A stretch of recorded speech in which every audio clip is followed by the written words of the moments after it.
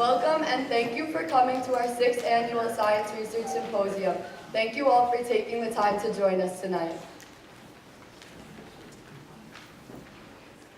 We have a wonderful audience including members of the Hampton Bays School Board, administration, elected officials, students, mentors, faculty, parents, friends, and family. We have an exciting night of science planned for you tonight, and we'd like to begin with an introduction by our superintendent, Mr. Lars Clemenson.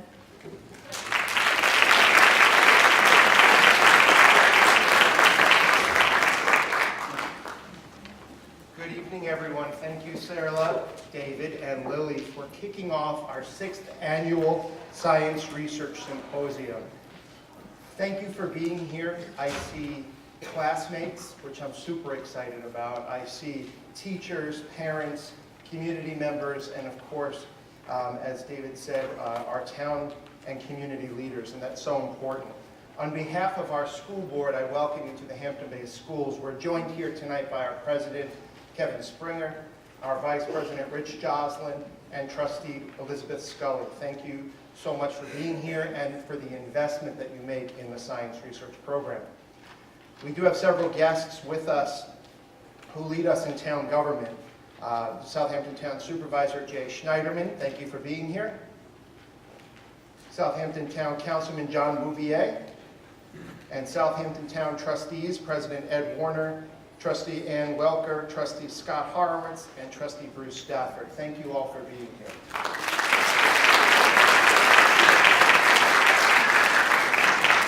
And representing us from the academic world, which we rely so heavily on in this program, as each of our students are paired with mentors from around the country, we welcome Dr. Stacy Scott from Stony Brook University and Ms. Justine Hawk from Brookhaven National Lab. Welcome.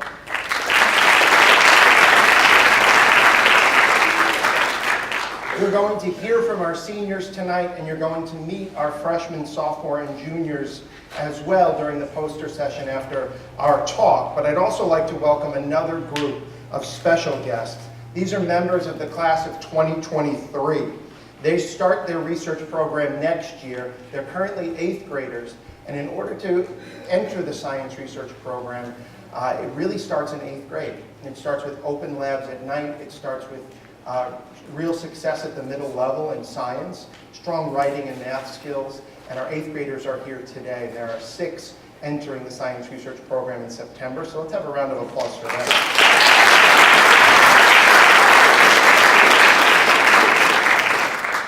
The Research in Science program provides our students with a rigorous applied science research experience over 4 years at Hampton Bays High School. At Hampton Bays, we reach for the outer limits of space and hit the deep depths of the ocean. We question cancer, daily stress, and connection to your environment. We study the frontier of printing, manufacturing, and communication. The beauty of science research is that as we research and question and consider, students usually end the day with more questions than they did when they began. And their research morphs into new ideas and new questions. This discovery-based learning, as Dr. Forsberg says, creates good researchers who question more than they answer. Tonight, you will not just see what students have learned so far, but what they've uncovered as places to take their research next. That's a frustrating beauty. It's really great to see. But after 4 years, you'll see from our seniors, as seniors generally put a neat little bow on their high school education, these seniors in the science research program are about to continue a life that continues to question truth, research problems, and innovate breakthroughs in society. Eleanor Roosevelt said that small minds discuss people, average minds discuss events, and that it's great minds that discuss ideas. You turn on the TV or you move around the community, and we might hear too much talk about people and events. Quite easily, we can find ourselves lost in those conversations. But it's in room 12, though, and in the auditorium and in the foyer shortly, where there's an unending discussion of ideas, of what ifs, why nots, and how comes. And as you meet these 21 researchers tonight, I know that you will leave with a new wondering or new question. So please stay engaged in the real research that these students are immersed in. They have worked so hard this year, and this is the pinnacle of a year, 2 years, 3 or 4, and they're so proud to present the progress that they've made. In Hampton Bays, the Research in Science program is our premier STEM experience. In many ways, it's the premier academic experience we can offer kids.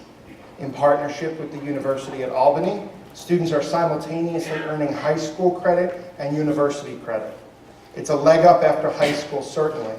And you'll meet students tonight who have already been accepted to some nationally renowned colleges and programs, and some even in the field that they intend to study, that they studied here in science research.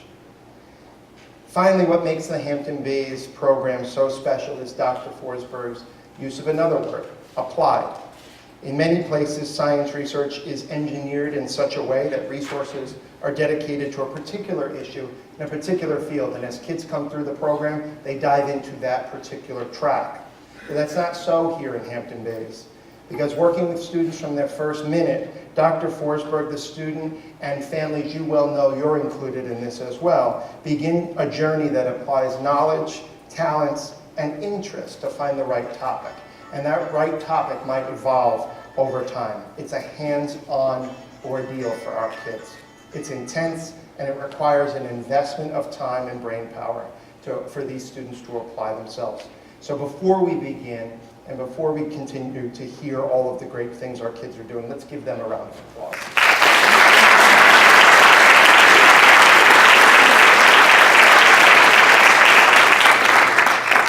I want to offer a special thanks to Dr. Forsberg for her work over the past several years.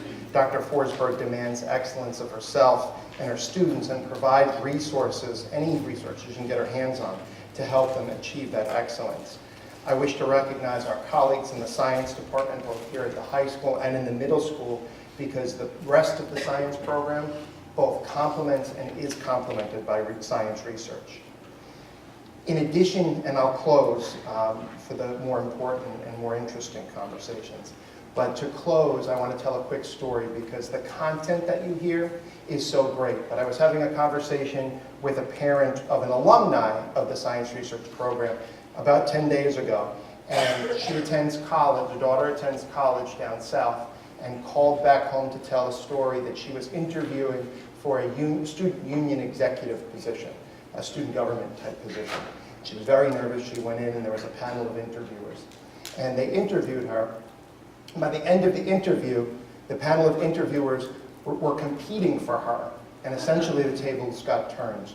The soft skills that our kids learn in science research are invaluable. It's great to know about the topics. It's great to contribute to the research in the real world and in the field. But what the science research program also does is create super well-rounded kids who can advocate, who can present themselves, and who will be just fantastic representatives of Hampton Bays Bayman. So we're super proud of them. They're the full package. And to keep our symposium moving forward, I'd like to have Dulce Pina and Riley Stotsky to the stage. Thank you all for being here tonight.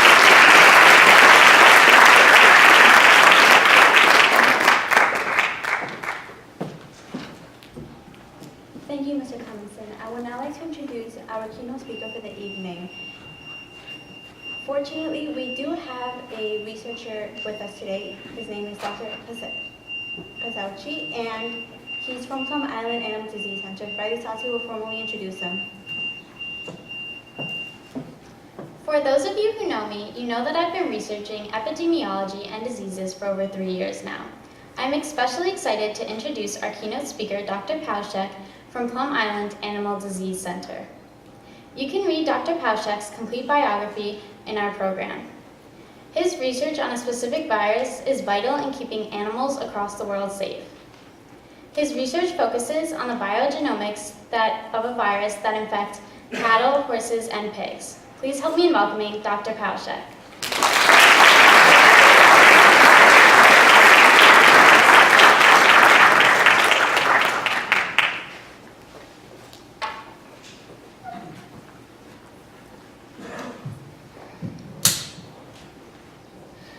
Thank you, everyone.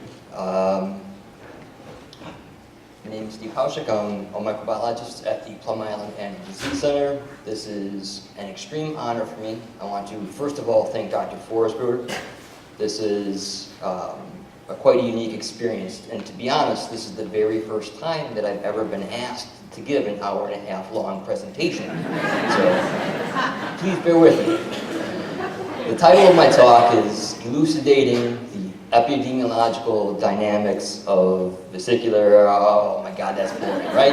That's a long title. It's accurate, it's accurate, but it's boring. And I love my work. I'm very passionate about it. I think what we do makes a real difference in the world. And I don't want to give a boring talk.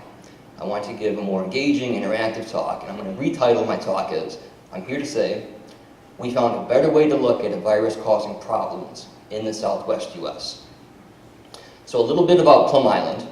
It's located between the North Fork of Long Island and Connecticut. I have to take a ferry to and from work every day. It's been operational as a government laboratory since 1954, and it's currently the only laboratory in the entire US that can work on live foot and mouth disease virus. There are 3 government agencies on the island: Department of Homeland Security, they get all the cool roles in the movie. Animal Plant and Health Inspection Service are the people you see at the airport at Immigrations and Customs. And then the agency for which I work, Agricultural Research Service, ARS.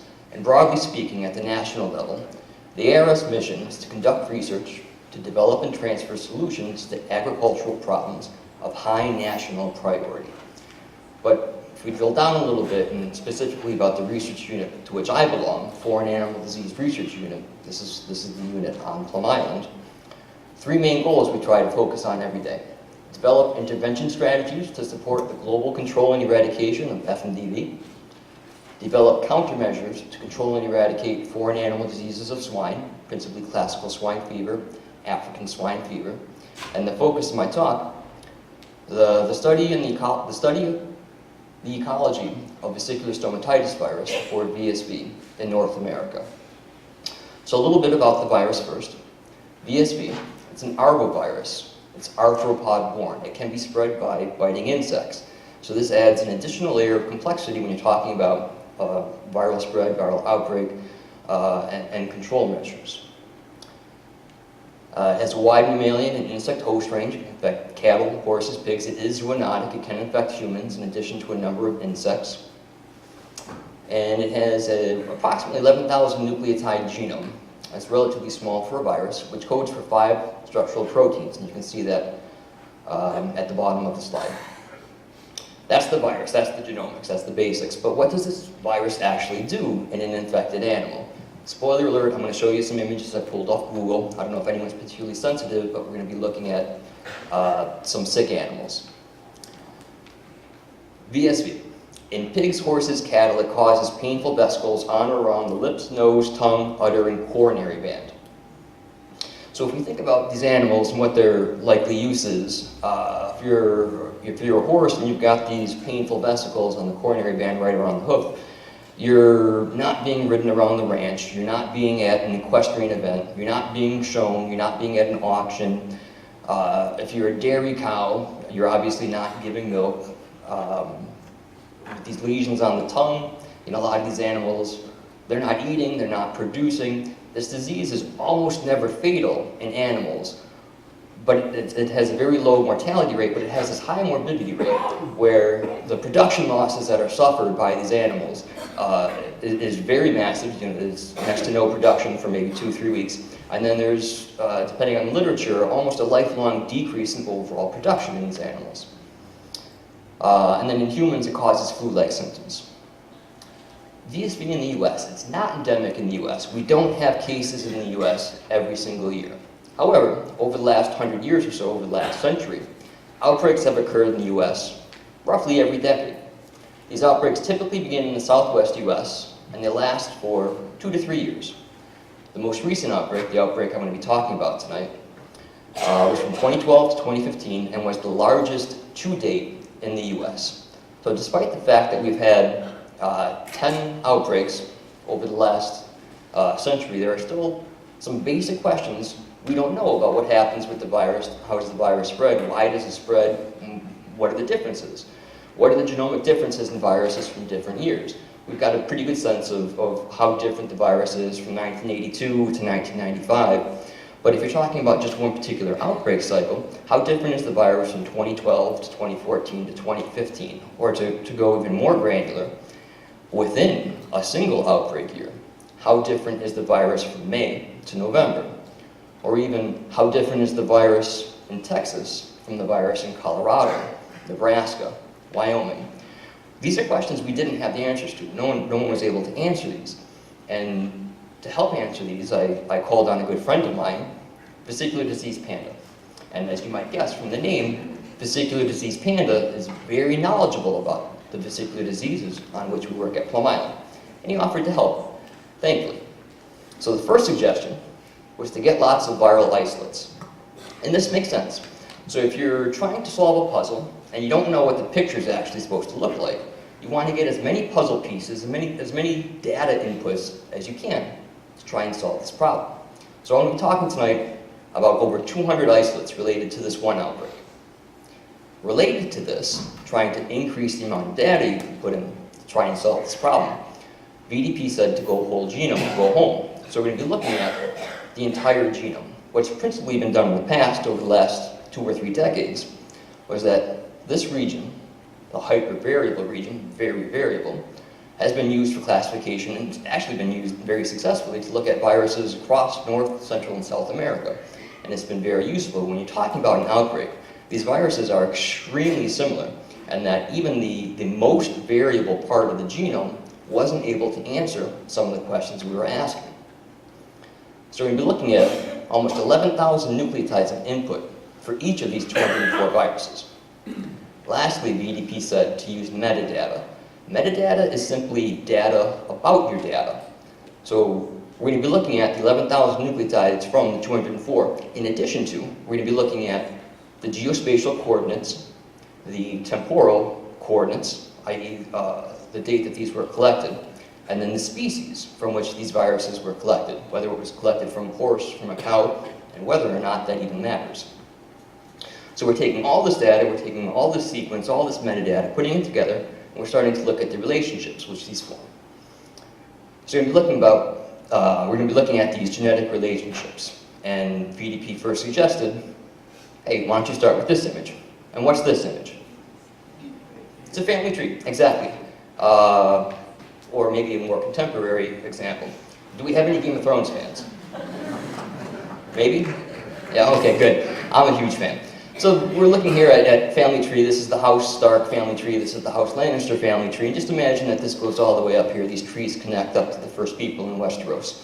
Now I just want to broad stroke this. I just want one general thing of relationships that can be shown on trees. So is Robb Stark more closely related to Sansa than Robb is to, let's say, Jon Snow at a genetic level? Right? Robb is more closely related to Sansa. Are Robb and Ned more closely related than Robb is to Cersei? Right? Robb and Ned are more closely related. That's the general point I'm just trying to make when we look at the following trees. So what we're going to do is we're going to go back to this family tree. We're just going to rotate it 90 degrees. And we're going to be looking at, later, what I call viral family trees. We call them phylogenetic trees. And this is just going to be the general orientation we're looking at when we look at these viral family trees. Brace yourselves. So here is the viral family tree. It's a phylogenetic tree from the 204 isolates related to the most recent outbreak. Now what I'm going to do is I'm going to start at the top here, and I'm going to go through and talk you through the unique relationships about each and every one of these viral data points. No. We're just going to be talking broad strokes, and this is the point of VDP's first suggestion is to use the temporal metadata. What can we show in broad strokes? What can we get just by the overall imagery we're looking at? So his first suggestion was to use the temporal metadata. So we've got this very clear separation. We've got this very long branch down this viral family tree. We've got this one branch down here.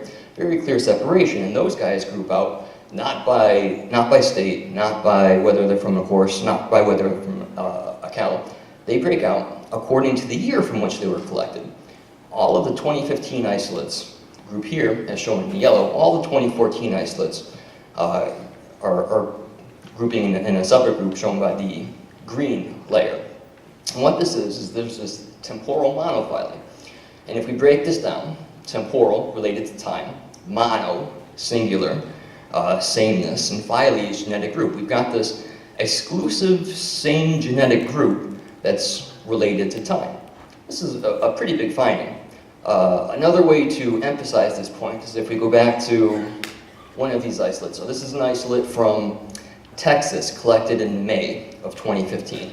This isolate in Texas, May of 2015, is more closely related at a genetic level to an isolate collected in South Dakota 4 months later, thousands of kilometers away. It's more closely related to that South Dakota isolate than it is to an isolate collected in the same county in Texas in the previous year.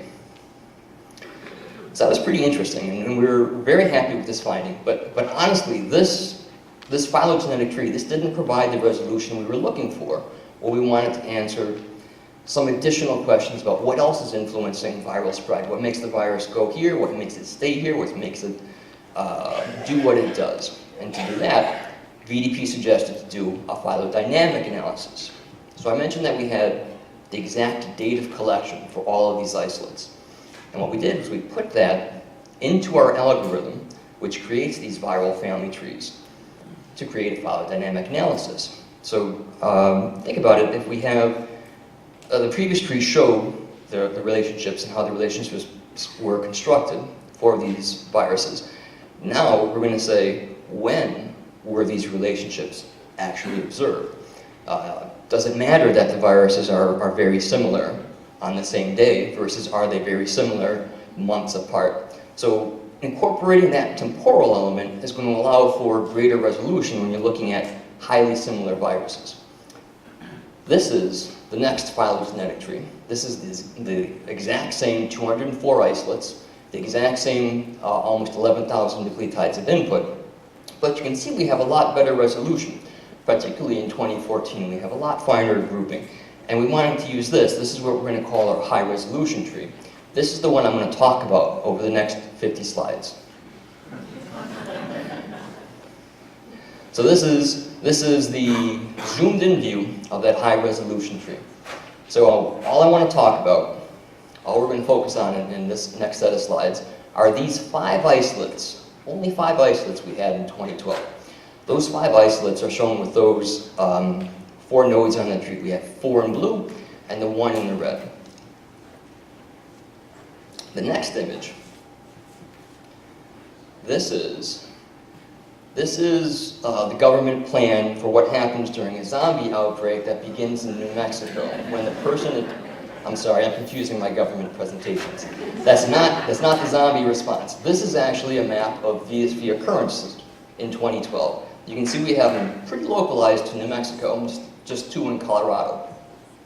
And what we did was we mapped the viruses for which we had sequence, shown with the colored dots on the map. The ones in gray are confirmed cases for which we never actually got a virus to sequence.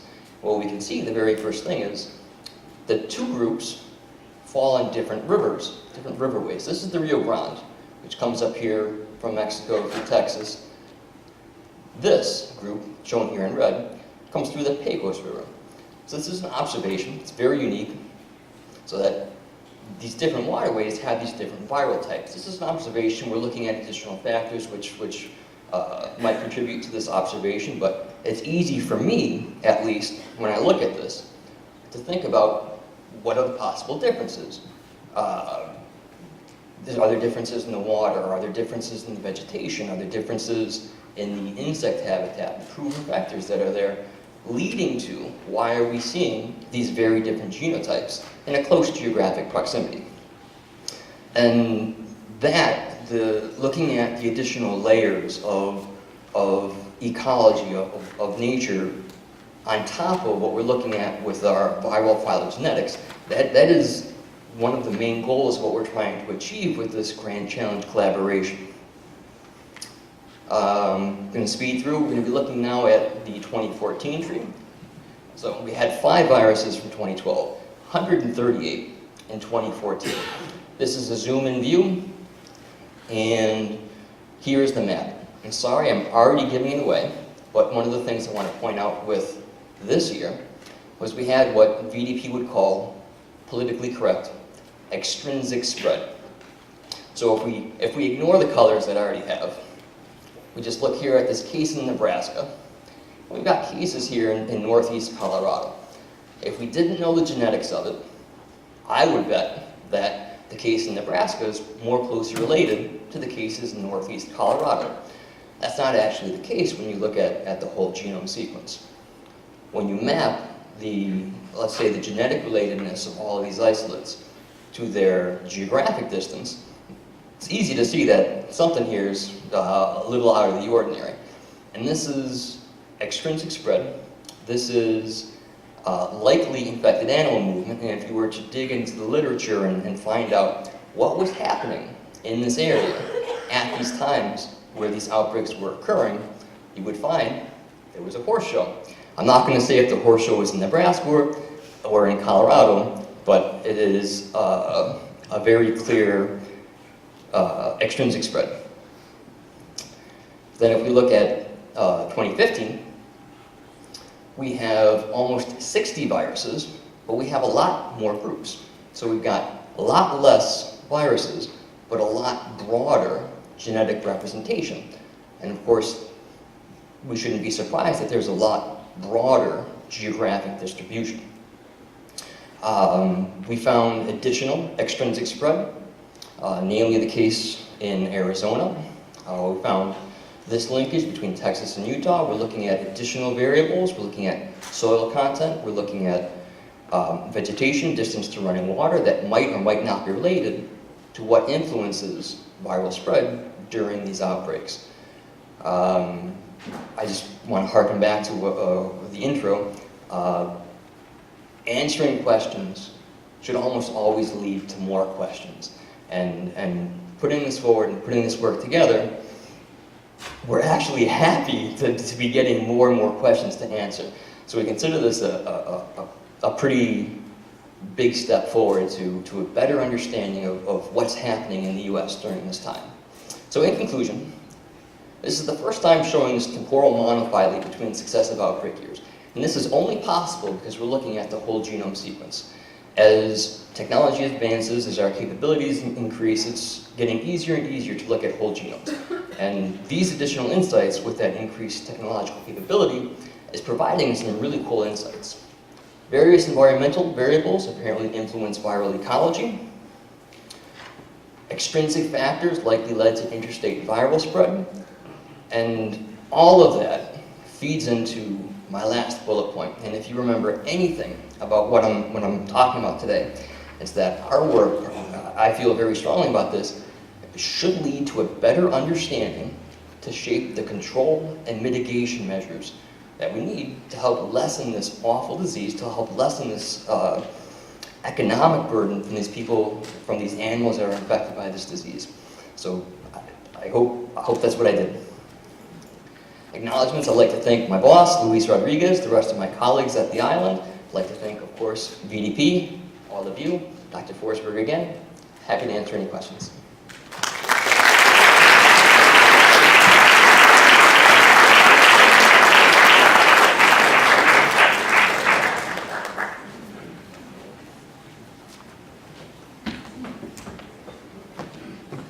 Thank you, Dr. Pauszek. In order to conserve time, we will be holding all questions until the end of the presentations this evening. In addition to the group question period at the end of all the student talks, you will also have the opportunity to speak to all researchers in the atrium during the poster session.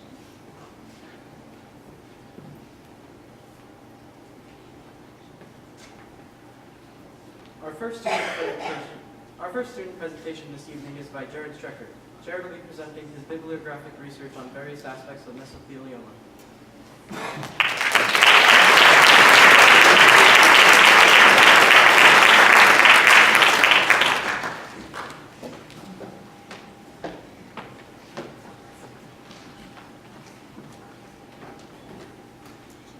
There we go.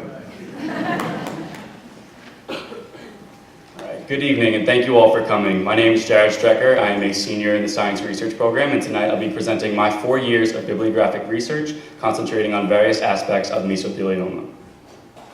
So I provided a table of contents as sort of a guide for my presentation. I'll be starting off with my introduction, followed by finding a mentor and the process that's involved in that. And then I'll be going into my research breakdown, which involves environmental and genetic causes, potential treatments for mesothelioma, an impact on Vietnam War veterans, and new and emerging in vivo treatments involving gene mutations. And I will finish up by discussing my plans for the future. So upon entrance into the program during my freshman year, I knew that I wanted to research some sort of cancer disorder of the human body. I just wasn't really sure where. So I ended up drawing a lot of my inspiration from our Assistant Superintendent Denise Sullivan and her father, Legislator William J. Lindsay. Legislator Lindsay served on the Suffolk County Legislature for many years, and sadly, he passed away in 2013 after an arduous battle with mesothelioma. So after hearing the story and sharing all the news and learning about the impact Legislator Lindsay had on the Suffolk County community, this led me to choose my topic of mesothelioma research so that I could gain a better understanding of the disease, and then that also branched into bibliographic research, which just means background research pretty much on various aspects of the disease. So to start off with an introduction, for those of you that don't know, mesothelioma is a rare and aggressive form of lung cancer that attacks basic lung structures that are necessary for respiratory processes. And most commonly it is caused by the inhalation of asbestos into the lungs. For those of you that also don't know, asbestos is a naturally occurring mineral fiber that for decades in the US and around the world had been used for insulating purposes in schools, office buildings, even military ships, and honestly so much more that we're really not sure how much asbestos has reached worldwide. So upon inhalation of asbestos, it settles in the lungs and causes inflammation and scarring, which can actually lead to alterations in lung cell DNA, and these alterations can lead to uncontrolled cell growth in the lungs, giving mesothelioma its aggressive nature. So as part of the science research program, all students are required to find a mentor in their field of research that will assist them during the 4-year duration of the program. For me, I began my mentor search during my sophomore year, and during my mentor search, I actually received an invitation to the International Symposium on Malignant Mesothelioma held annually by the Mesothelioma Applied Research Foundation, a mouthful I know. There, I was able to present my poster on research as well as meet my mentor, Glenara Bates of Columbia University. She's been very vital in guiding my research throughout the 4 years of the program. Also at the symposium, I was able to talk to family, friends, and even individuals diagnosed with mesothelioma to really get an all-around overview on the impact that this disease has on the life. So now going into a breakdown of my research. Freshman year, I decided that I wanted to look into environmental and genetic causes of mesothelioma because I thought that sort of would be the foundation of my research. So a more uncommon yet still notable cause of mesothelioma is actually the SV40 virus, also known as simian virus 40. Studies have shown that infection of SV40 can create these treatment-resistant mesothelioma cells that can last for up to decades in the body without being detected. Another more rare aspect of my research that I looked into was actually familial cases, and these have shown proof of genetic predispositions. This just means that if someone were to contract mesothelioma genetically, which is very rare, there could be a chance of them passing it on to their offspring in the future. And one of the most interesting aspects of my research that I found was actually after post-radiation treatment for other cancers, mesothelioma was seen to develop as a result of this radiation. So basically what happens is as radiation is targeted towards a cancer within the body, it can also target healthy cells that can cause mutations and uncontrolled cell growth and lead to mesothelioma. Most notably, this has been seen within breast cancer. So sophomore year, I decided that I wanted to take a different route, and I decided that I would look into potential treatments for mesothelioma. Most commonly, methods of chemotherapy have been developed and are still emerging, and the most common method used in this mesothelioma chemotherapy is the use of the drug doxorubicin. Doxorubicin is a common anthracycline used widely in mesothelioma chemotherapy treatment and has the largest response rate at about 20%. Now you may be thinking that 20% is not that large of a response rate, however, due to the resistive nature of mesothelioma to treatment, 20% is a significant figure that scientists do have to pay attention to. Intensive surgery followed by chemotherapy has also shown to improve survival time. However, these surgeries are often very invasive and require a long recovery time, and the chemotherapy has been shown to reduce the quality of life significantly. And unfortunately, as of right now, there's currently no universally accepted treatment for mesothelioma, although groundbreaking research is being made each day.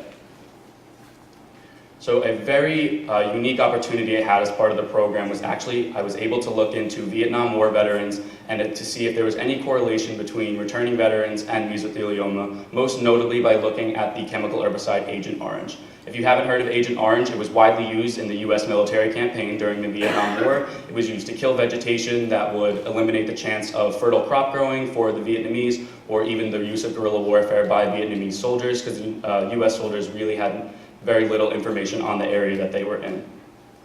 So current research shows that exposure has led to faster rates of prostate cancer within returning veterans. What was interesting was that this prostate cancer also showed up in the offspring of veterans. What was significant is that the prostate cancer that was developed was a more aggressive variant than normal and developed faster than normal. So that was definitely a definitive link between Agent Orange exposure and prostate cancer.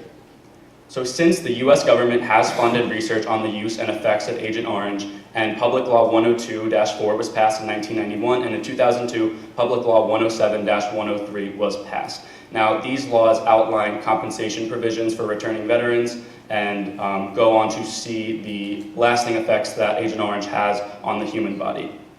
Here you can see a chart, and these are common diseases that have a definitive link to Agent Orange exposure, And as you can see, prostate cancer ranks among one of the top cancers that have been developed, as well as many respiratory cancers as well. And you can see that it says soft tissue sarcoma. And although it says other than mesothelioma, this just means that there hasn't been a definitive link to mesothelioma and Agent Orange, but further research would likely show that link in the future.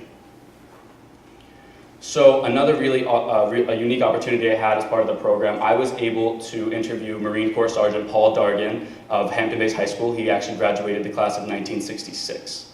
Mr. Dargan told me of all of his experiences in Vietnam, all the missions he went on. He recalled seeing Agent Orange being sprayed overhead, and he really didn't know much about it. The soldiers weren't given much insight onto what the US was doing with these chemical herbicides. So Sergeant Dargan had informed me that he recalled seeing mist layers floating on top of water, whether it be ponds or streams, that would be typically used for drinking by soldiers during missions. Now, the floating mist layers on top were in fact Agent Orange settling onto the water, and what was more alarming was that military superiors had actually instructed soldiers to fill their canteens just beneath the surface of the water, and that would potentially avoid contamination. However, this isn't the case, and many soldiers were exposed to Agent Orange due to this instruction.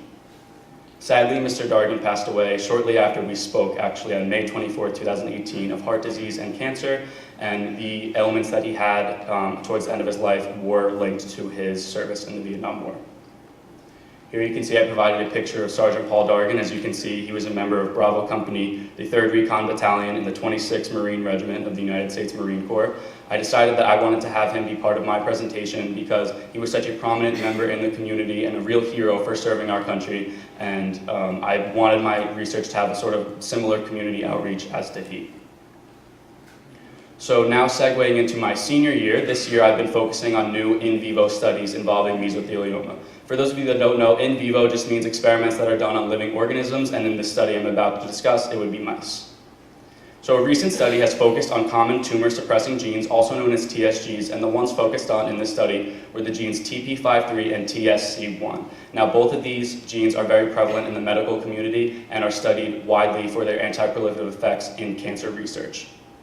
So in this study, mice were injected with an adenovirus, in this case called AdCrE, and this led to peritoneal mesothelioma within the mice, which is what the researchers were trying to accomplish.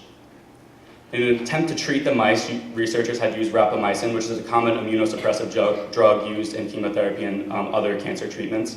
And they monitored the response of TSGs with peritoneal mesothelioma and this treatment method. However, they did see concurrent mutations of both TP53 and TSC1 that led to peritoneal mesothelioma and the prolonging of the disease itself. So from this, researchers were able to conclude that the concurrent loss of TP53 and TSC1 is what prolonged mesothelioma, and what's very significant is that this research is very indicative of similar mechanisms in human mesothelioma due to the fact that humans also contain the genes TP53 and TSC1 for cancer suppression. So now going into my plans for the future, I gained an abundance of professional skills from being in the science research program, and from personability to public speaking to drafting a professional email, dissecting a peer-reviewed article, and so much more. And this versatile skill set is really the foundation of what us students need for success in college and beyond, and no other high school course could really match this. I'd also like to just extend thanks to Dr. Forsberg for her direction and guidance. None of us would be here today if it wasn't for you, so thank you. And in the fall, I plan on attending Syracuse University with a major in political science. Although I'm not going into a natural science, it's the skill set that I gained from my time in the program will definitely help me in anything, any of my future endeavors. So thank you all very much. Thank you again for coming. If you have any questions, please feel free to ask me.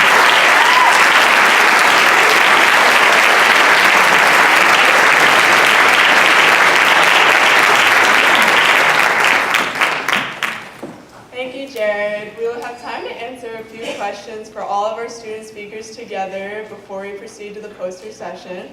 Our next student speaker is Maryrose O'Connell, and she will be presenting her research on athletic identity and self-talk in competitive athletes.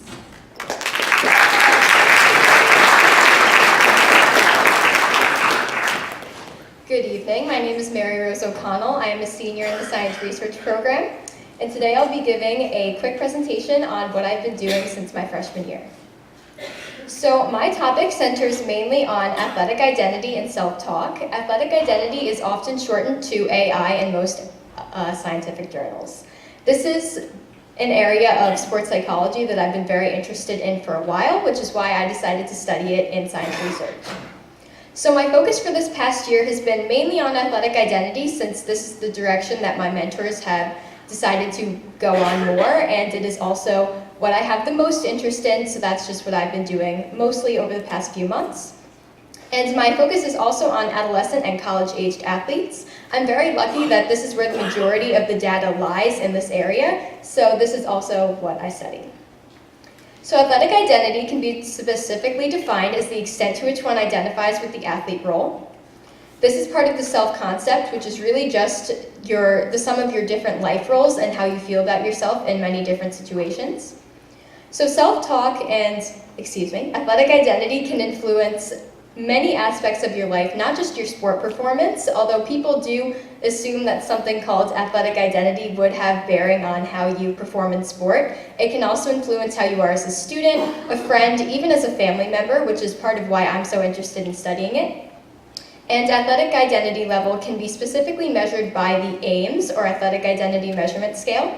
So my mentors recently updated the AIMS to include 52 items, which are just statements that pertain to sports, athleticism, and just general life roles. Each item has a Likert type scale next to it, which is really just a list of numbers 1 through 7, 1 being strongly disagree with the statement and 7 being strongly agree with the statement. And after the participants who fill out the AIMS scale are finished, a score is calculated for them, and that is their rough athletic identity level. So moving on to the other aspect of my research, self-talk. It is defined as the way one speaks to themselves within their subconscious. Statements must be self-addressed, so even if the person using self-talk says we or us in their self-talk statements, as long as it is addressed to themselves, it can be considered self-talk. And it can be spoken aloud, which is overt, or said inside one's head, which is covert. Just as I said previously, as long as it is addressed to the self, it is self-talk. So self-talk is split into 2 specific categories, System 1 and System 2. The first category is reactive. It is your first reaction to a stimuli, so you can't really control it. System 2 self-talk, on the other hand, is the action you take in response to both your reaction to the stimuli and your environment around you. Because System 1 self-talk is so uncontrollable, researchers really only use it to determine how an athlete is feeling while they're in competition or practice. I focus on System 2 self-talk and using that to help athletes, since it is the form of self-talk that you can alter and use to your advantage.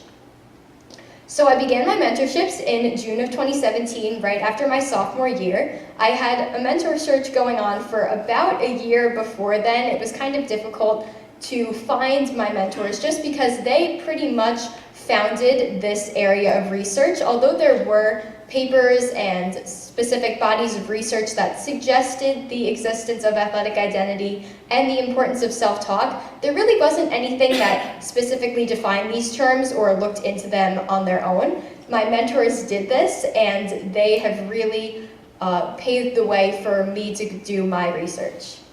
So my mentors are Dr. Judy Van Ralt and Dr. Britton Brewer from Springfield College in Springfield, Massachusetts. As I mentioned previously, they are both widely published and have been very, very helpful in my research. If you can see the bottom right corner of my slide, that is a picture of me with both of my mentors this past summer. I was able to attend a research team meeting at Springfield College, and I met some of their graduate students, lab partners, and was really able to solidify my research question and get a lot of answers to questions that I had. So going into my research question, I've been working on this since the beginning of my time in the science research program. It is very difficult for high school students especially to do work on other humans, so I decided very early on that I wanted to use an existing body of data, and it took me a while to get to the point where I could create a research question because it can be difficult to find where to look for different resources. But after 4 years, my research question is, does athletic identity level differ based on year of undergraduate study and athletic status? Before I move on, athletic status is just if you play a sport and what level of sport it is. So I will be using a database created by my mentors. It is made up of over 500 students from Springfield College, and my mentors administered this to the students by just giving them packets, and each packet had spaces for them to fill out demographic information, such as year in college, age, ethnicity, and things like that. And it also included an updated version of the AIMS scale, like I discussed previously. And each participant, we basically just have their demographic information and their athletic identity level to analyze. So although I'm still finishing up the introduction and method sections of my research write-up, I will be analyzing and writing up the results section this spring. And my ultimate goal is to publish this research in a scientific journal. Although I do not have a specific timeline for it yet, and I don't know what journal it would be published in, it is my goal, and my mentors and I will be working on it in the future. So this fall, I will be attending SUNY Cortland. I will be majoring in sports studies with minors in Spanish and psychology. And I really have the science research program to thank for me knowing what I would like to pursue after high school, because when I came into Hampton Bays High School as a freshman, I had a lot of interests, specifically in sports and running, but I didn't know how I could turn that into a career, and I really didn't know if there were careers in the field that I was interested in. But thanks to Dr. Forsberg, I was able to pursue my research and really find a niche area that I wanted to be in. I will also be continuing my athletic career on their cross-country and track and field teams. This concludes my talk. If you have any questions, please.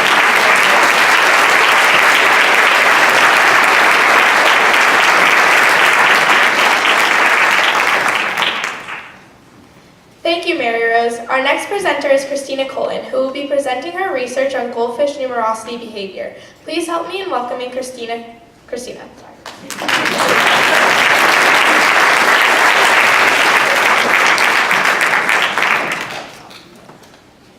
Hi, my name is Christina Coulton, and today I will be sharing the research that I have developed over the past 4 years analyzing goldfish behavior within visual observation experimentation.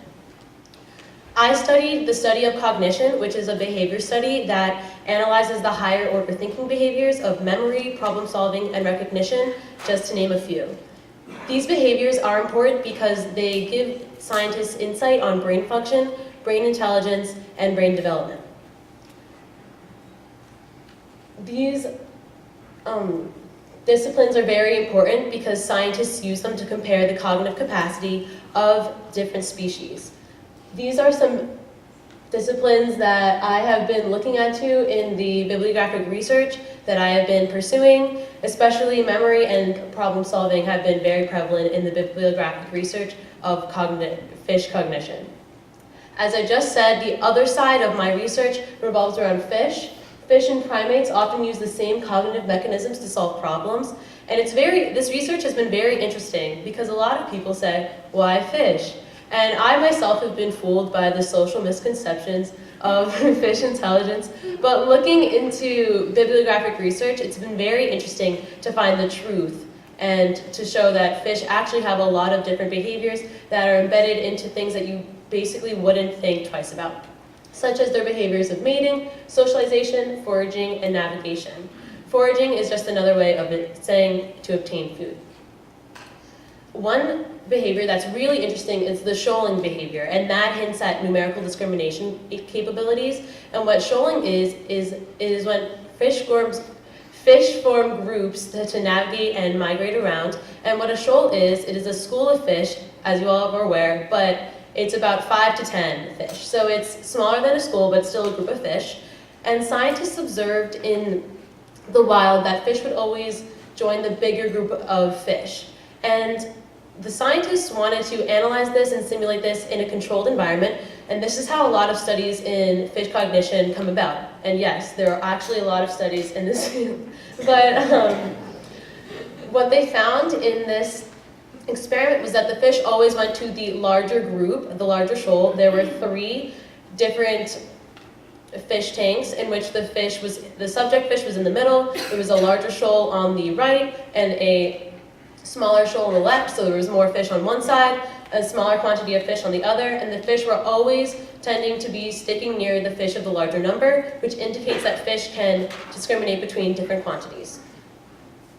My mentor has been instrumental in the culmination of my research project. Her name is Dr. Carolyn M. DeLong, and she is an avid researcher with expertise in cognitive psychology. She is a psychology professor at Rochester Institute of Technology in Rochester, New York. She studies in her lab on campus and at the Seneca Park Zoo, where she analyzes the cognitive capacity of goldfish, dolphins, orangutans, and otters.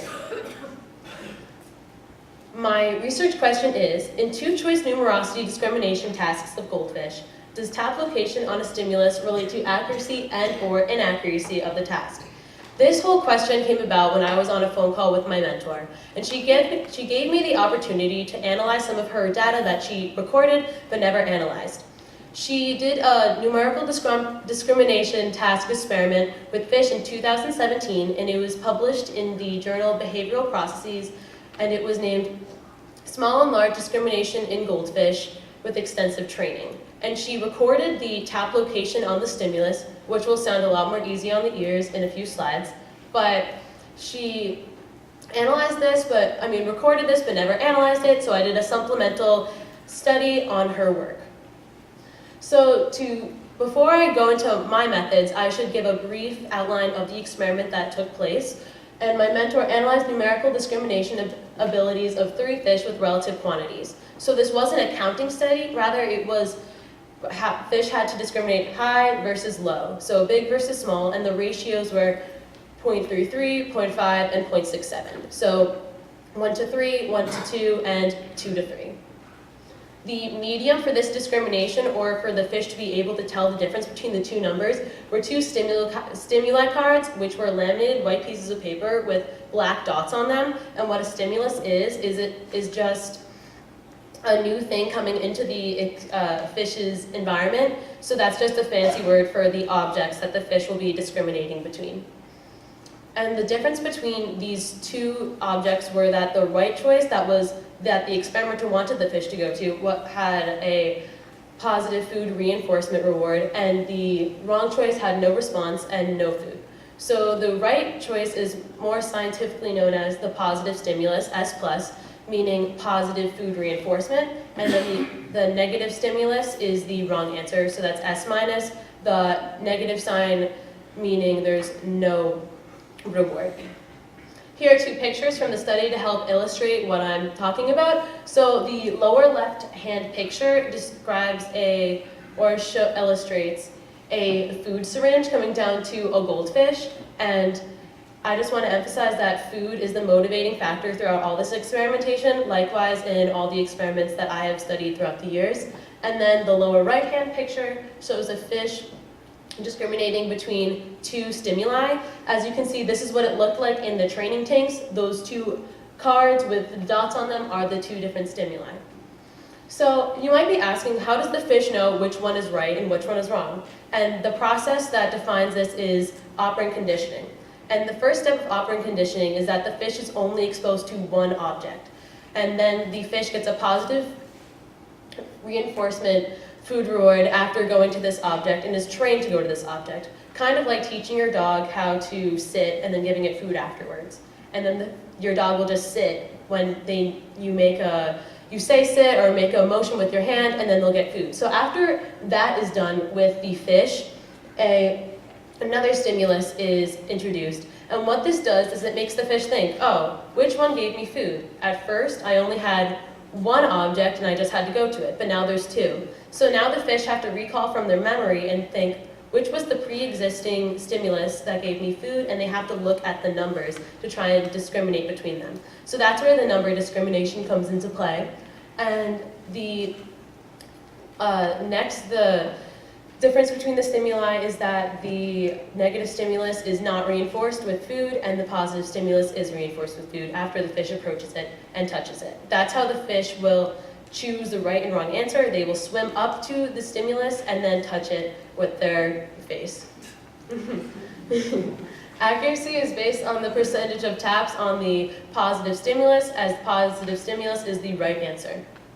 Here is a visual of the setup of the stimuli that will help illustrate this point. At first, in the left picture, there's only one stimulus, and then in the second picture on the right, there are two stimuli. So that is the two stages of the operant conditioning. Here is a video to help illustrate this further. This is one trial of an experiment of shape discrimination. It's not number discrimination. I took this right before the number discrimination study was published, and this was at RT at my mentor's lab, and you'll see a fish being motioned to the back with the experimenter's finger, and that is a pre-trained behavior that just has to go into the experiment, and then the stimulus board will be drawn down, and then the fish will either go to one stimulus or the other one, and depending on which one it goes to, it will get food or not, depending on if they touch the positive or the negative stimulus. So, into my methods, what I did after my mentor did this study, this was published, and then I did this about 8 months ago, and what I did was I received a huge data set from Dr. DeLong. It was 64 sessions and 3 fish, all the subjects, and what the session is, it is one sit-in of the data. So the experimenter will go for about an hour, sit down, do some trials, and then leave. So a trial is one go at getting the positive or the negative stimulus of the fish. It would have been the video, but sadly technology wasn't working. So there's basically 10 trials per session. So that is 640 trials per fish times 3. So I had my own personal data set that my mentor gave me with a lot of data. Since I was comparing accuracy with the region of the stimulus, I had to specify what the regions I was comparing were. So I broke it up into a 3x3 grid. So top left, top right, bottom left. You get the idea. Then I had to quantify the taps, so I had to tally up how many times the fish went to one stimulus or the other, and then what area of the stimulus they tapped when they were going to that stimulus. My next step was after I made all my tables, I used Excel software to create graphics to help illustrate what these relationships were and ways people could understand. And then here I have the stimuli that were discriminated in the training block 1 sessions, which is the part of the experiment that I received to analyze, which were all discriminating the ratio 1 to 2, and the only differences between the stimuli are the arrangement of dots. The first result I got was that tap behavior was independent to accuracy, so there was no relationship in that the fish went and tapped the same regions of the stimuli regardless if it was the right answer or the wrong answer. So here are 2 pie charts, and as you can see, they are remarkably similar, and yes, they are different. So the first one on the left is the positive stimulus, and that is the right answer. So that's the statistics for when the fish went to the right choice. And then the negative stimulus is the wrong answer, and those are the statistics for when the fish went to the wrong choice. So as you can see in the center, the fish on the right choice tapped 49%, and then on the wrong choice, 46%, which is very, very similar, it's a negligible difference. Same thing with the top, 25% versus 24%, and 13 versus 4% for the left. So this image tries to illustrate that the right versus wrong choice did not have any effect on where the fish was tapping. The tap behavior stayed the same. The next result was that all subjects displayed similar tap behavior, all hitting the center, top, and left regions most frequently in that order. The center was top percent, 5%, the top was 25%, and the left was 14%. So this was fish 1. High numerosity means that the higher quantity was the positive stimulus. Fish 2 was low numerosity, and that means that the lower number was the positive stimulus. And fish 3 was also high numerosity, meaning that the fish went the positive stimulus, or the right answer, was the higher quantity. As you can see, all of these heat maps are very similar. They're basically variants of each other, and the darkness in the region correlates to a higher density of taps. So the middle in all 3 diagrams is by far the darkest, then the top, and then the left, and the rest are somewhat similar, but it's remarkably similar, showing that even though all the fish have their own personalities and they're all independent behavior, they all had similar tap behavior in this respect.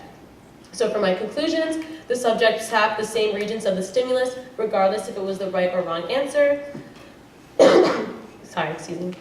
All subjects tapped the same regions the most, and you might be asking, why would this be important? Well, it's very important in the experimental design, especially for my mentor, as the most information you can get on your subject in an animal behavior experiment, the better, because a lot of times the independent animal behavior plays a role in the results. And this information is also good because if she uses these same fish again in other experiments, she can manipulate the stimulus with the arrangement of dots, showing that she might change the arrangement of dots, showing that they all tap in the center, the left, or the top. And these regions could also be an attention window, and what that means is that the fish could be pointing or showing that their focus lies on this area when they're differentiating between the objects, which means that this is the cue or the feature that they're paying attention to the most. And this is analogous to using an eye scanner on a human and tracing their focus when looking at an object. So that's just another window to compare the cognitive capacity of humans and of fish. For my future, I will be either attending Northeastern University in the fall or Binghamton. I haven't made that decision yet, but if I go to Binghamton, I have a crazy research opportunity called the Freshman Research Immersion Program, which I got accepted into thanks to science research. I wouldn't have been able to get into that program if it wasn't for the amazing skill set I learned here. And I have the potential to be researching solar cells and nanoparticles in order to improve our ability to conserve energy and create capacitors. So thank you, and I hope you can see me in the atrium after my talk. Thank you.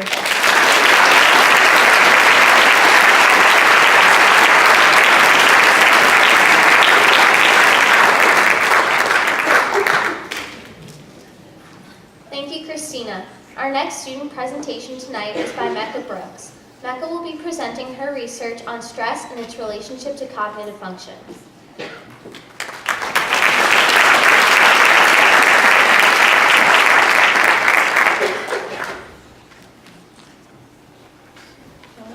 Good evening, my name is Mecca Brooks and I will be presenting my research on social cohesion in the neighborhood. I would like to begin by defining what social cohesion is. Social cohesion is the willingness of individuals in a society to come together in order to survive and prosper. And you may be wondering, that's great in an ideal world, but what does this have to do with me? Well, as individuals, we all seek out places where we feel safe, and we always want to have people that we can feel safe with. So social cohesion establishes this feeling of trust and a sense of belonging within our neighborhoods. And so it's important to see how social cohesion could play a role in our everyday lives or be incorporated more often. To analyze how social cohesion is the significance of social cohesion in our lives, I came up with the research question, does an adult who has better communication with others in their neighborhood experience less or greater depressive symptoms?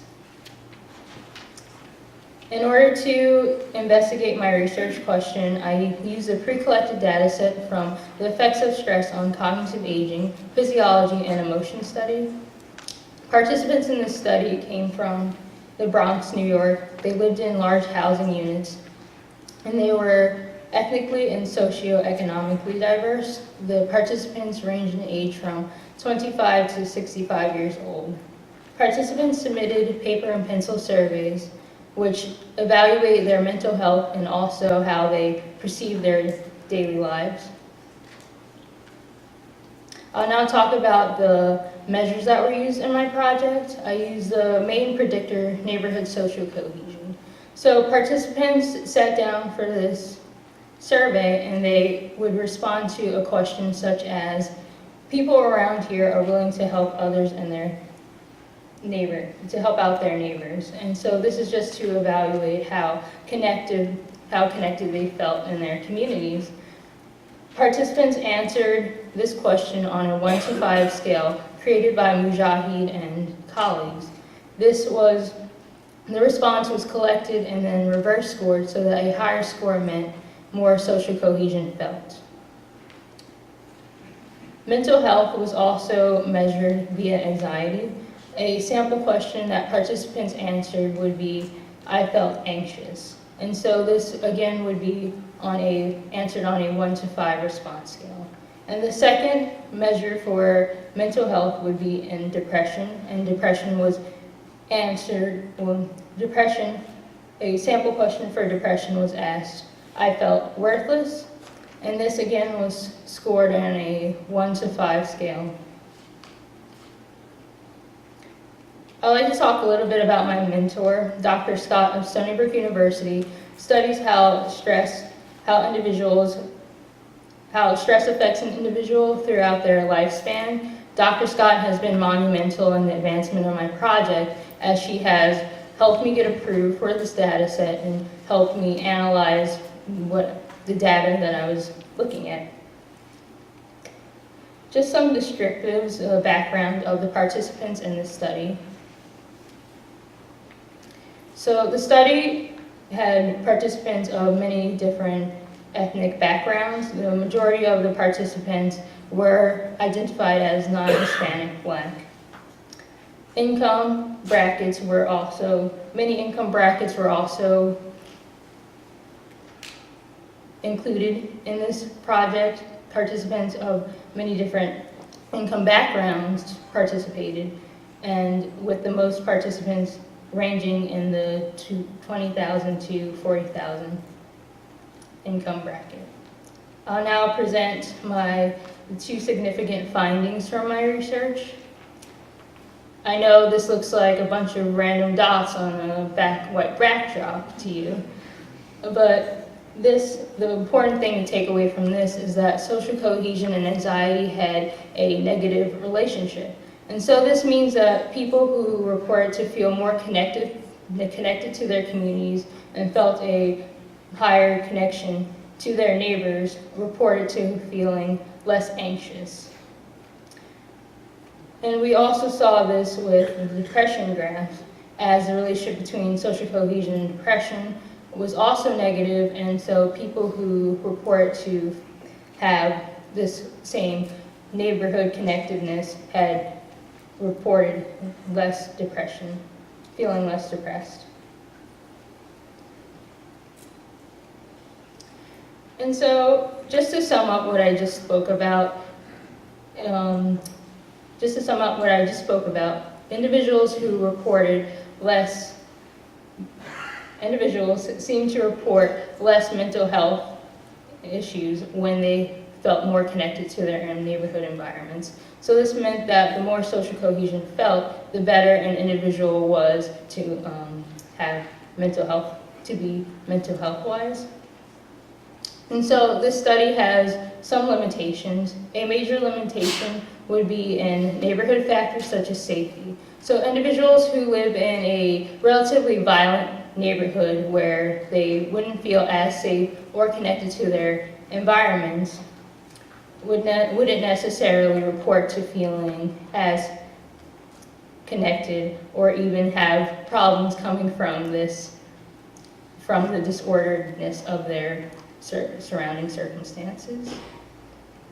And also, individual factors may be limits to the study, as individuals who already suffer from anxiety and depression would not feel as connected to their environments, and would also, their home environments wouldn't necessarily have bearing on them, how they deal with their mental health issues. And so recent life events also are limiting factors, as a person who is going through a divorce or even had something as catastrophic as a house fire would look upon their local environments in a different light than they normally would have. The future for this research should examine these individual and neighborhood factors together to get a better sense of an individual's life and really quantify how they deal with stress. Just some acknowledgements. There are 2 major grants for this ESCAPE project that allowed it to even take place. I'd like to thank Dr. Forsberg for bringing this program to this Hampton-based community and allowing me the outlet to examine something that I was really interested in and investigate further. I would also like to thank Dr. Scott's lab group for taking time out of their very busy schedules to sit down with me, help me construct my research question, and help me analyze the data in terms of it. I guess my mom has some bearing on this too. So thank you. And last but not least, the ESCAPE participants for giving their time to be a part of the study. Thank you, and I would love for you to stop by my poster.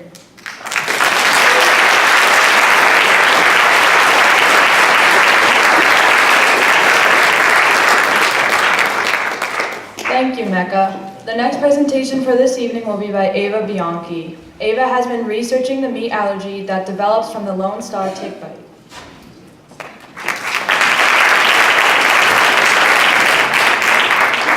Good evening, my name is Ava Bianchi, and today I'm going to be talking to you guys about the alpha-gal syndrome.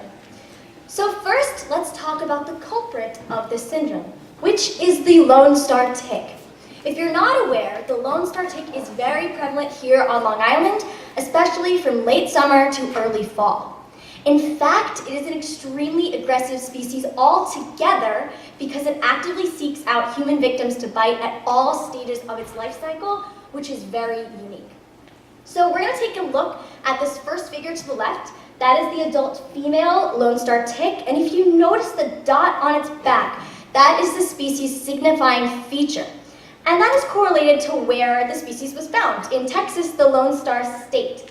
In fact, you can see in figure 2 where it inhabits, the Lone Star tick has spread up the East Coast quite rapidly in the last few years. And that picture is actually 4 years old, so I would think that the area is quite larger today. Now we're going to talk about the alpha-gal syndrome. You may be wondering, what is the alpha-gal syndrome? Well, it is an increased hypersensitivity to red meat derived by Lone Star tick bites. What's really interesting about this syndrome is that reactions occur 3 to 6 hours after the first ingestion of red meat. Now, this is unlike any other IgE-mediated allergy. Like when you think of the dairy allergy or the peanut allergy, you feel those effects right away, and that does not happen for the alpha-gal syndrome. Also, the severity of reactions ranges drastically. This is very important to note because some people will have really heavy anaphylaxis the first time they eat red meat after having a Lone Star tick bite, and others might not get reactions for a few months, and we don't know why. To go into the science behind the alpha-gal syndrome, unfortunately, there is no apparent cure for this allergy. However, we do know that if you resist getting any more Lone Star tick bites, maybe after 1 to 2 years, you can reintroduce red meat into your diet. Lastly, to date, the immunologic pathways that link tick exposure to the production of alpha-gal specific IgE antibodies remains poorly understood. To put that in English, it basically means we don't know why the allergy develops or what makes one person more susceptible than another to getting the allergy. Now, in the bottom right corner, you can see the structure of alpha-gal, which is a sugar found in mammalian meat. Now we're going to touch upon IgE. Immunoglobulin E is an antibody produced by the immune system. IgE is produced as a defense mechanism when alpha-gal enters the system. Unfortunately, we think tick saliva stimulates the production of IgE antibodies, and we think that it's responsible for the IgE class switch, which makes alpha-gal all of a sudden seem foreign to your body, and what makes you allergic to red meat. Now you can see the structure of alpha-gal in the right corner. We are now going to talk about my mentor, Dr. Erin McGinty. She is a working allergist at the Southampton Town ENT, and she has diagnosed over 400 cases of this syndrome to date. And when I mean to date, I mean in the last 4 years. And that number rises daily. Fortunately for me, she collaborates with a myriad of prominent figures within the field of alpha-gal. So I'll go to her office and she'll be emailing the people that I read peer-reviewed papers from. So she's a great connection to have. And that's a picture of Dr. McGinty and I from last October. We're now going to talk about my research question. My research question is, what time of year do most people experience their first reaction to mammalian meat? So to touch upon my methods, I only look at a subset of Dr. McGinty's total patient load. So like I just mentioned, she has 400 patients, which is way too much for me to analyze. So I decided to be realistic and go with 100 to 150 of her patients. However, there is criteria. The first being that all patients must know the month of onset, so the month they had their first reaction to mammalian meat. Furthermore, they have to have a full blood work report available because I do look at multiple variables. And that's a picture of the ENT logo. So you might be asking, what exactly do I look at? Well, I look at the month of onset, year of first visit, gender, age, ethnicity, level of alpha-gal IgE, and total IgE, but I also look at dairy and pork allergens, because if you have a really high IgE value, so if you're very, very allergic to red meat, you could also develop a reaction to dairy and pork as well. Now at the bottom you see the EMR database. It looks very complicated, but it's the way that you find blood work reports. So that's what I see when I log onto computers in the office. So although I'm not finished with my research altogether, I have begun to notice a few things which I would like to share with you. The first being, many patients seem to experience their first reaction from late summer to early fall. This wasn't totally surprising because it's what Dr. McGinty and I had hypothesized from the very beginning. That is tick season on Long Island, so that is what we were hoping to see form a trend. Secondly, age plays no apparent factor in the alpha-gal syndrome. This surprised me. So I would see people around age 4 to 5, and then elderly people around 80 to 70 all have the alpha-gal syndrome. So I was able to rule out the significance of age within the alpha-gal syndrome. And lastly, individual IgE varies significantly. This was actually quite funny. I was in Dr. McGinty's office and I was looking at the patient data, and I noticed some people would have IgEs of 20, and others would have 200. And I was shocked. I called her over and didn't understand, and she said it was completely normal. And then I kind of took a step back and made the connection that your varying IgE is very related to the varying level of reactivity to red meat that you will have. Some people are super, super allergic, and some people are maybe a little bit allergic to red meat, and that's what's very interesting about this allergy so far.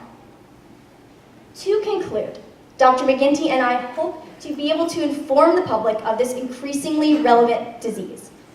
I personally believe that so many people are being diagnosed with it in the present because they don't know it exists. So how can you prevent yourself from something you're not even aware of? And lastly, we would like to publish our peer-reviewed paper in the Journal of Allergy and Clinical Immunology. Thank you so much, and please don't hesitate to ask me any questions.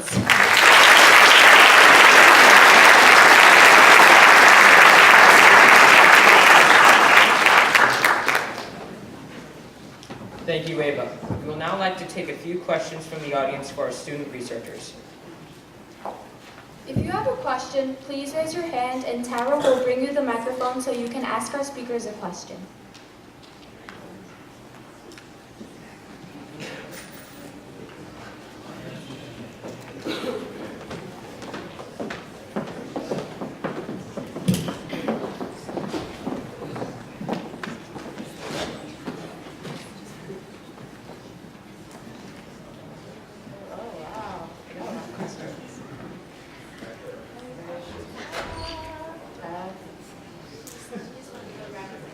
Oh, I have a question.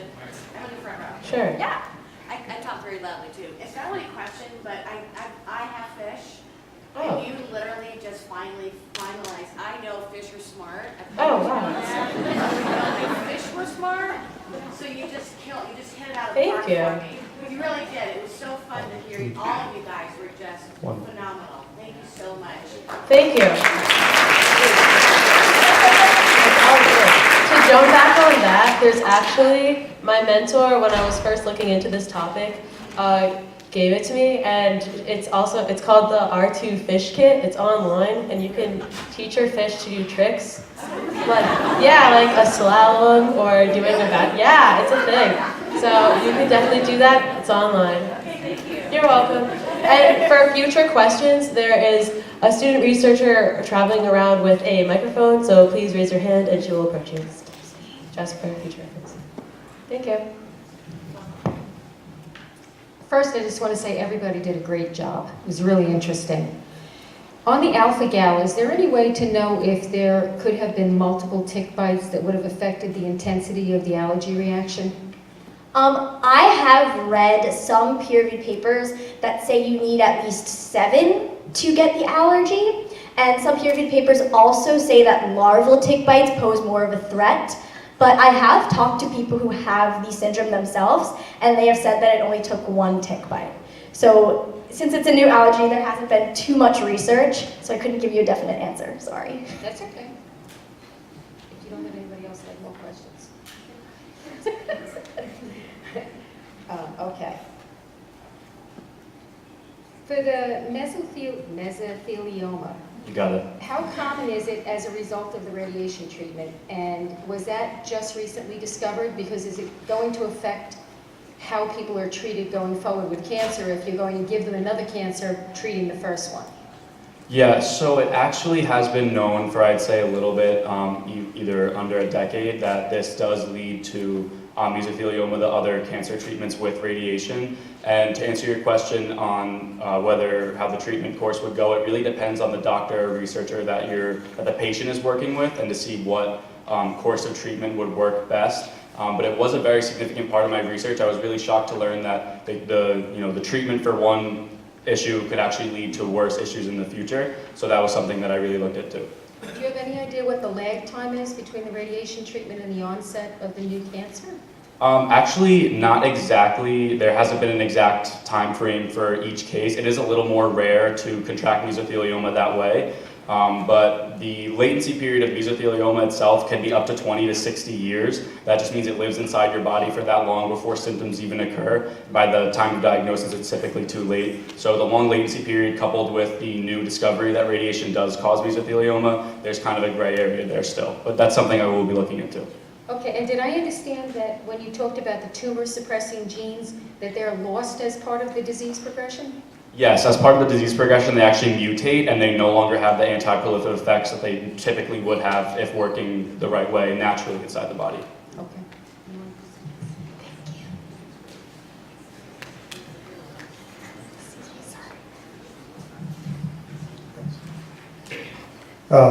Sorry, this is louder than I expected. So first, I just want to say this was a really good session with all of you guys. It's probably one of the better evenings in the 6 years that you've been doing it. But my specific question is for Ava about the alpha-gal allergy. And can you describe the reaction? You mentioned anaphylaxis, but what is the reaction? Anaphylaxis is just like shock. But there's a bunch of different reactions that you can get, and that's why the allergy is so very interesting. Anaphylaxis is the most severe of reactions that you would get from the Lone Star tick. if that kind of answers your question.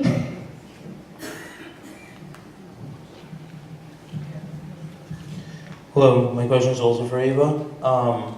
Did you find any difference between a male or a female Lone Star tick if one made the reaction more severe than the other? No. Okay. And also, if you get bit, is there any way to prevent any of the symptoms to come in the next hours or whatnot? No, unfortunately, that's not known at this moment, but what you can do is use tick repellent with 20% DEET. That is the best way to prevent tick bites altogether, and also to inform yourself where in your community ticks inhabit.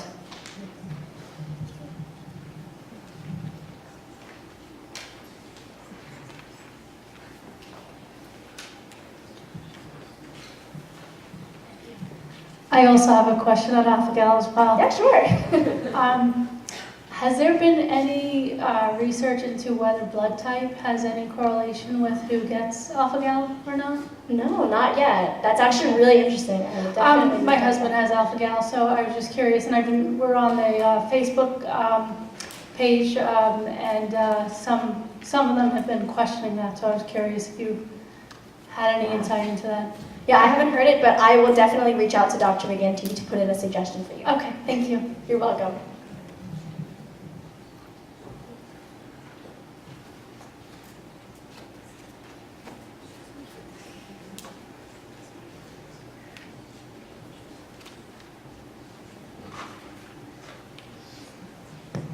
Good evening. My question is less about your research and more about, since you've been doing this for a couple of years, what advice do you give all the current researchers in the room on what they're going to be into and doing for their next few years if they get into the research field?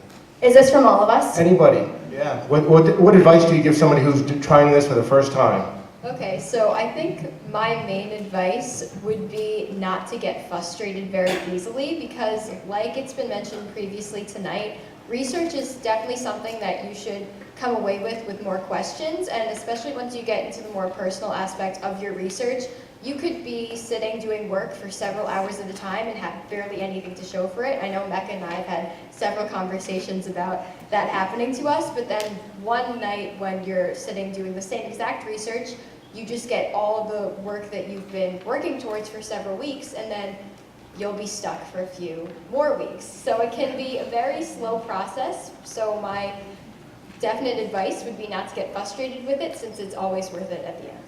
Anybody else know?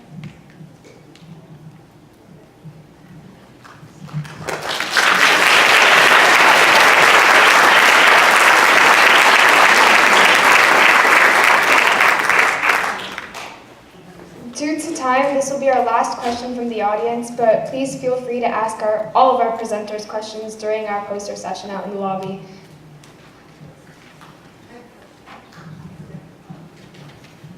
Mecca, I'm curious about how you got your participants from Co-op City. So the data set that I used was already collected from my mentor, Dr. Scott, in her ESCAPE study. And so they actually sent out the paper and pencil surveys, and they put it all together in one database. So then when I gained access to this data, I just pulled and extracted from there to analyze my research question. Do you know how many people were initially contacted to participate in the survey? So the survey was about 260 individuals. Okay. Thank you. Thank you.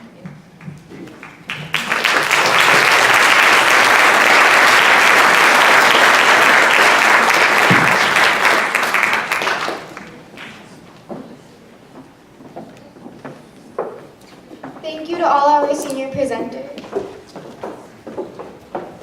We would now like to introduce our principal, Mr. Richard, for a few closing remarks before we move on to our poster session.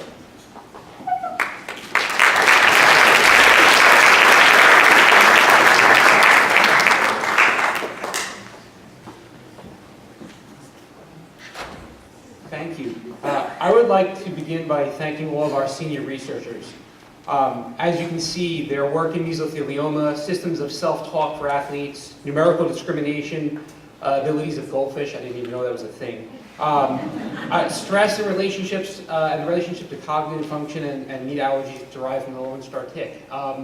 You guys have continued to prove here in this high school, to me, to this entire community, that education here in Hampton Bays has no ceiling. And I'm each and every year, I leave here enlightened. I know more about topics that I didn't even understand were being studied throughout the world. So I'm very grateful for all of our researchers, and in particular for our seniors, with your leadership in this program, for teaching the younger students in our research program, not just the ropes of what happens in class every day, but inspiring them to continue their work. Dr. Pauszek had a line that really resonated with me, and he talked about the answering of questions should almost always lead to more questions.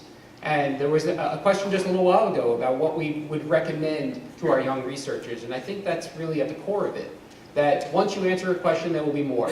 And that is what should drive your passion for your research and what happens in the years to come. Mecca also included something pretty profound in her presentation, and she talked about the role that her mother played. And I don't want to minimize the role that parents play in our research program. The group of seniors here today, they went as far as Rochester and as close as Southampton to meet with their professional mentors, and that's the product of moms and dads getting their students in the cars and driving them where they need to go so they can participate in these types of inquiry activities. So from the bottom of my heart and on behalf of Dr. Forsberg and the entire science department, faculty and staff at Hampton Bays High School, I want to thank all the parents of this program for being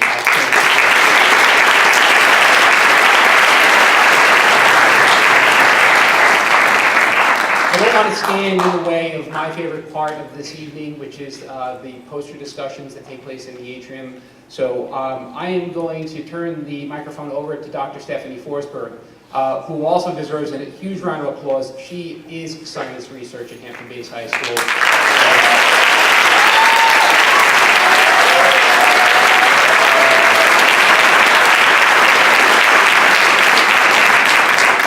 Thank Dr. Forsberg. None of this would be possible without her, for all of her efforts. Thank you.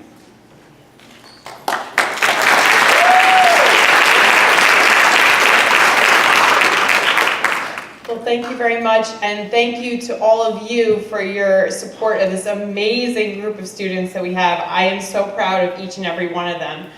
Seniors, if you could just come up here for a moment. I just want to recognize the seniors. This is the culmination of 4 years in the program. I always say that this is a marathon with me.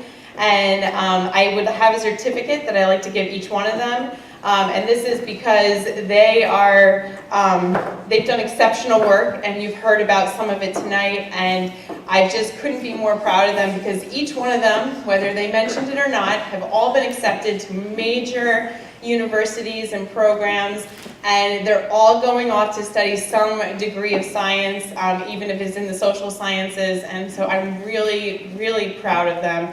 And I just want to give them the certificate because, as also mentioned earlier this evening, not only are they graduating the science research program at Hampton Bays, but they have also graduated the University of Albany's University in the High School program. So they're leaving here with 12 SUNY credits. So they've done a tremendous amount of work, both here in Hampton Bays and through Albany, and for that I'm most proud.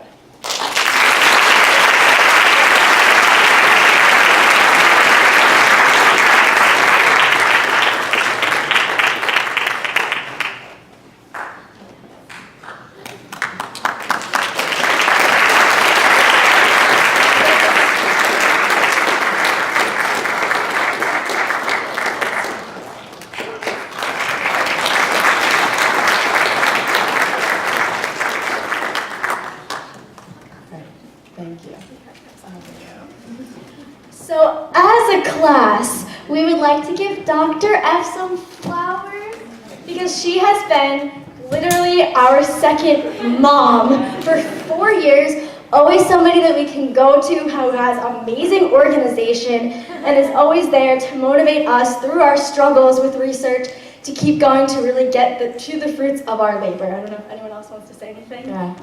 A huge thank you, because we have gone through a great transformation in the past 4 years. I remember being very scared at the beginning, and look at us now. We've accomplished so much, and it's all thanks to Dr. F.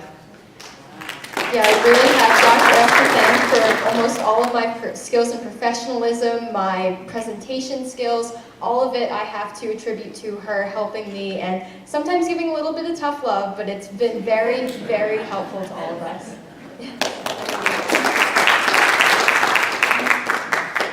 Well, I'm not much of a big talker. Thanks a lot.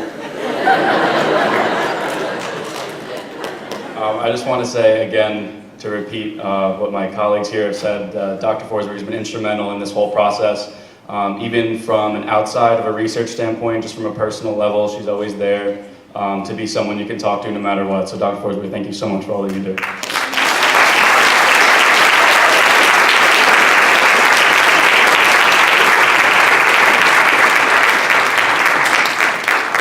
Well, thank you very much. As always, thank you to you, our attentive audience, and it wouldn't be without closing to tell you to save the date for next year, April 23rd, 2020, and that will be our 7th annual symposium. We're already prepping and planning because to bring this program to the next level, we have to bring it and we have to make sure that the next generation of science research students are ready. And I know it was already mentioned tonight, but we have 7 amazing students who are heading into this program. They're here this evening, they have name badges on, so when you're going through the poster session, please, they'll be the only ones moving about away from posters. So make sure you stop, congratulate them, and talk to them about science. Get them interested in their topic. They have to come up with something that they want to really get passionate about and address for 4 years. And so you're probably thinking right now, when is she going to stop talking so we can go enjoy those delicious refreshments that my science research parents have prepared? And you're right, I'm going to stop talking, and because I learned last year that this show goes on with or without me. When my son made his appearance almost 4 weeks early, these students ran this entire symposium without me. And that's what's most important in our take-home message tonight, is that we are only going to learn from what they're going to say. So you have 21 amazing posters in the atrium. Students, right now, you can please go and prepare the atrium. And this, just as you move through the poster session tonight, please make sure you're asking questions. These students have worked hard, and I can tell you that we have even more amazing, if possible, than tonight. But we have so many more topics and talks that are coming up in the future. So thank you again for being the most focused audience. Thank you for making this evening a memorable experience. And just, we know that there's a lot of dedication that you give into returning here year after year. So we're now going to move into the poster session. Please feel free to enjoy the refreshments, talk to our students. After you've had your fill of science, travel home safely, and we'll see you next year. Thank you so much.